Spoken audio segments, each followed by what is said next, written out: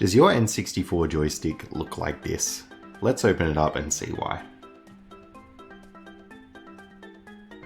The problem is, many parts on the original controllers are made with plastic, and they wear down over time. First of all, we've got the bowl itself, and I pulled apart just a few controllers and you can already see how much plastic we're dealing with out of these old 90s controllers. Now, since the stick sits directly in the bowl, this is one of the main causes for looseness when the bowl gets worn down. Compare that to a more new first party bowl and you can hopefully see the difference. Now, the other issue is the gears. So these sort of sit around the stick and you can see just how worn down those ones are, especially compared to a newish gear. Luckily, there are many third-party gears on the marketplace and many of them are quite good. And last but probably least, you've got the stick itself.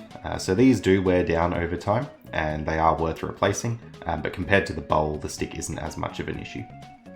Sticks like this can't hit full range anymore, which means usually you can't move your character at full speed. This makes them terrible for things like speedrunning.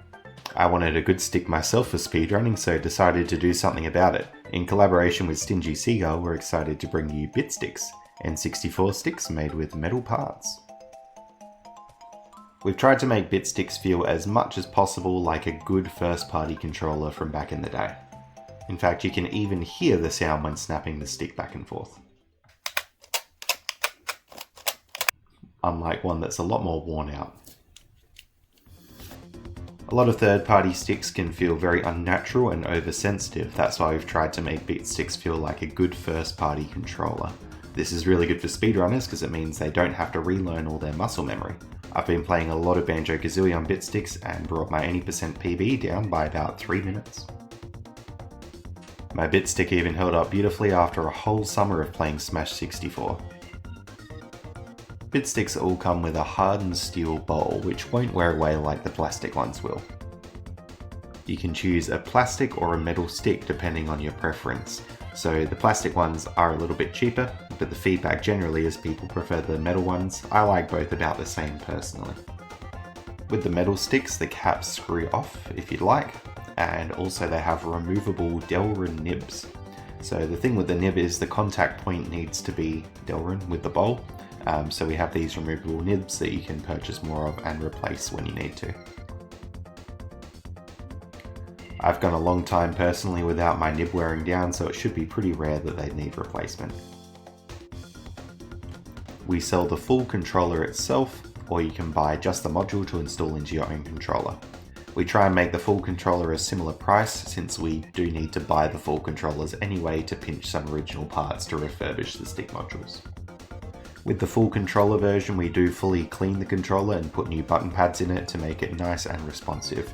You can also pick between varying levels of wear and tear on the controller, as it can depend which ones we get in. Usually I'd recommend going the full controller since the price is pretty similar and you might as well have another controller and not sacrifice one putting the stick into. I also personally test all the sticks myself. Being a speedrunner myself, I know how important the quality of these sticks are, and it's important to get every little detail right. You can see on these cards we put the stick ranges on there, as well as me completing a grunty fight on the stick. I picked the grunty fight from Banjo since that puts you in lots of different situations where you need to use the stick in lots of different ways. And although it's not in the card, I usually play some Smash or a bit of Banjo on the sticks first to make sure they're going okay. We've spent over a year and way too much money designing and prototyping these sticks, and one of the main things we've focused on is ranges and feel. So we use software to check the ranges, and usually we're targeting mid-80s, so about 85 is the goal there. For context, the game that we found which needs the biggest ranges is GoldenEye, and that needs 75 to move full speed. Other games like Banjo-Kazooie only need 62 to move full speed. In theory, we can hit mid-90s on our ranges by raising the bowl up higher, but that has some really bad effects and the stick just doesn't feel good. So 85 is sort of the sweet spot that we go for. Now, we're not the first people who've made metal N64 sticks and bowls, but they are notoriously hard to come by. Due to this, we've put a big focus in maintaining stock and having good customer communication. We've built up a lot of stock for the holiday season to have them available, but do get in quickly if you want one. We do reorder parts if stocks get low, but it can take a few weeks to get the parts from the manufacturer if we run out. Our website is bitsticks64.com, where you can go and have a look at what's available and pick up one if you'd like to. We'll usually ship off within a couple of days of ordering, or at least as soon as I can get to the post office.